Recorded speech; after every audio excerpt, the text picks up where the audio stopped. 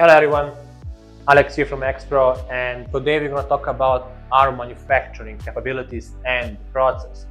So as you know from the previous videos, we have 3 to 4 different phases before this manufacturing process.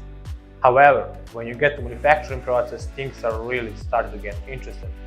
Manufacturing is not cheap.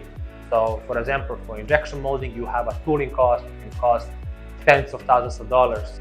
For the CNC, depends how big the part is, can be really cheap or can be really expensive, but keep in mind the larger quantity you order, the price is going to be lower. So if you're ready to roll and you already have pre-sales or pre-orders or whatsoever, then there is no worry about it. However, each of these processes is completely different and model needs to be done correctly.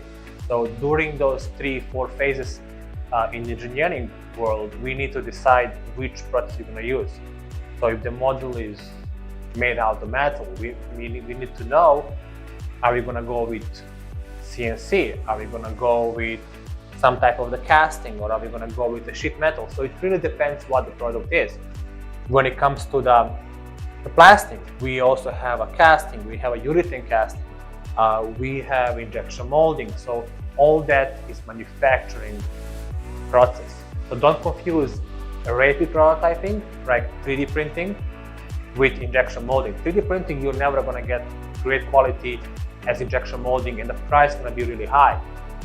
You really want to use injection molding for all your plastic products that you're expecting to have really high quality.